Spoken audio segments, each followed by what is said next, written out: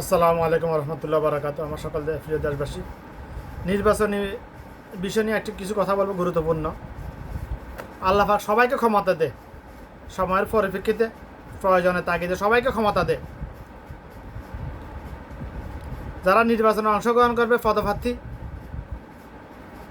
Member বলেন, chairman বলেন, MP, মন্ত্রী, প্রধানমন্ত্রী, যাই বলেন, ওদেরকে আল্লাহ পাক ক্ষমতা দে।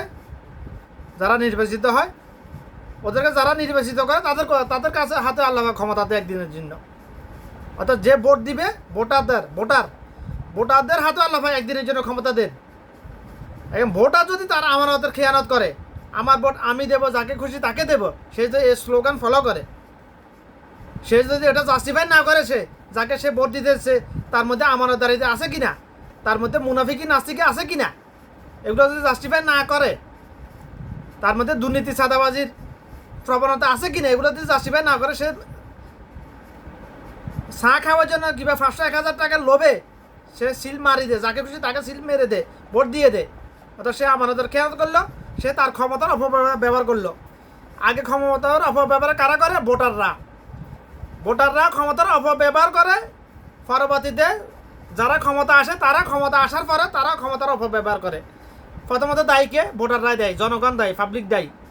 আমি আবার বলতেছি, বাংলাদেশের স্বাধীনের পরে যত সরকার আসে গেছে, সবগুলো 100% মুনাফিক নাস্তিক।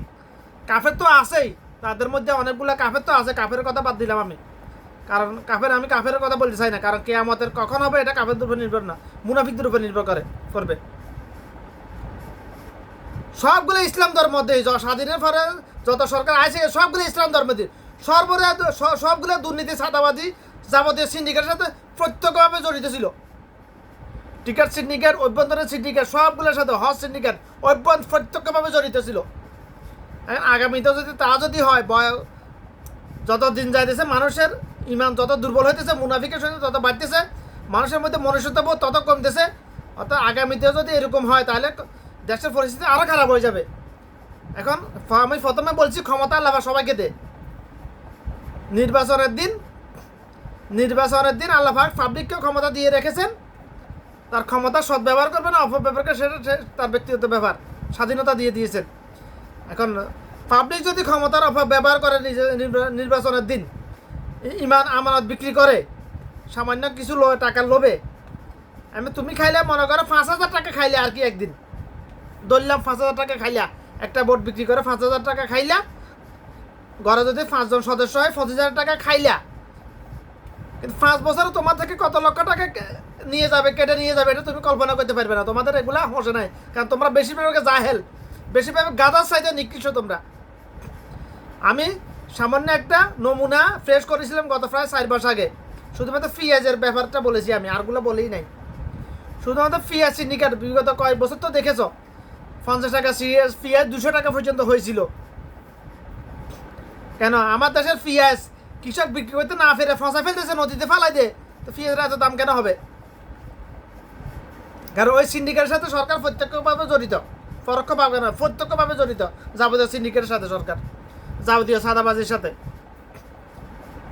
শুধুমাত্র পেঁয়াজের সিন্ডিকেট করে মাত্র 1 সপ্তাহ, বেশি 1 মাসের, শুধুমাত্র 1 সপ্তাহের মধ্যে মিলিয়ন ডলার লুট করে নিয়ে যেতে পারে পাবলিকের কাছ থেকে সরকার। আফসোসের বিষয়, লুট করে নিয়ে গিয়ে যদি টাকাটা দেশে থাকতো, তা আফসোস থাকতো না, আফসোস ছিল না। এই টাকাটা বিদেশে পাচার করে ফেলেছে, দেশের অর্থনীতি ভঙ্গ হয়ে গেছে।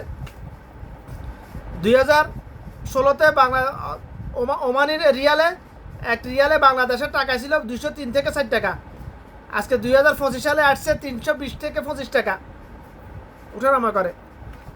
তাহলে দেশ কোথায় থেকে কোথায় গেছে? অর্থাৎ 100 বছর তলায় গেছে দেশ, 1 যুগ 2 যুগ না, 100 বছর তলাইছে দেশ এই লুটপাটের বা অর্থ পাচারের কারণে। শুধুমাত্র আমরা প্রবাসীরা নিজে 1 বেলা রাঁধি, 3 বেলা খেয়ে, নিজে না খেয়ে না দে, 1 তরকারি খেয়ে, 1 কাপড় পরে আমরা এত কষ্ট করে দেশে টাকা ফরাই দিছে। ওই হারামির বাচ্চারা লুড়ি ফুড়ি সব বিদেশে পাচার করে দেশের অর্থনীতি ভঙ্গ করে দিছে।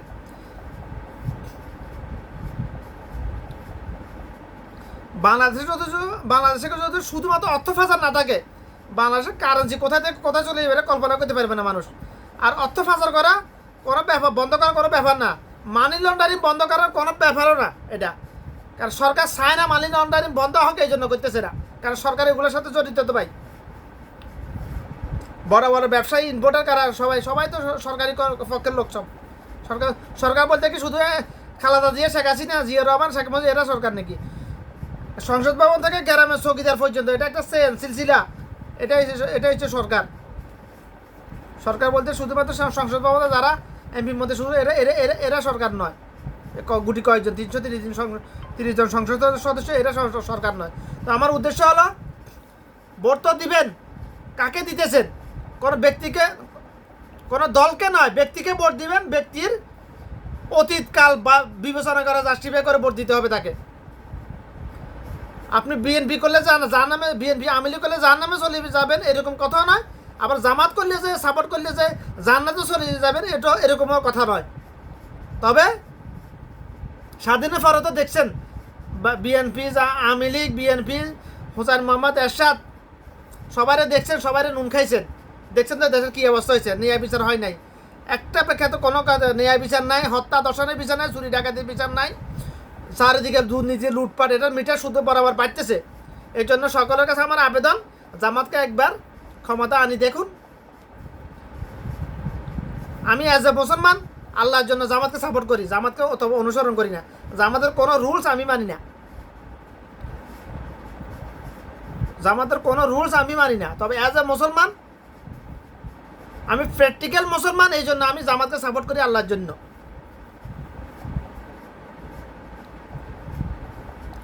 তো জামাত যেহেতু স্বাধীনের পর থেকে নিজের পকেটে টাকা খরচ করে সমাজসেবামূলক, দেশের উন্নয়নমূলক কাজ করে আসতেছে, তো একবার ক্ষমতা এনে দেখুন। এটা আপনাদের ইমানি দায়িত্ব, ক্ষমতা আনা একবার জামাতকে একবার এনে নুন খাওয়া তো দরকার অবশ্যই।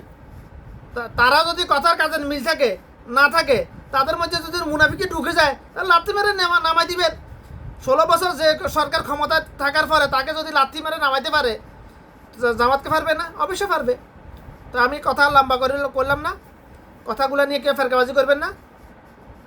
তবে একটা কথা মনে ধ্যানে রাখবেন, সবসময় বিবেচনা করবেন আপনারা আপনার এলাকার, আপনার ইউনিয়নে, আপনার উপজেলায়, আপনার জেলায়, আপনার আসনে কে প্রার্থী, ওনার দিক বিবেচনা করে ওনাকে সাপোর্ট করবেন।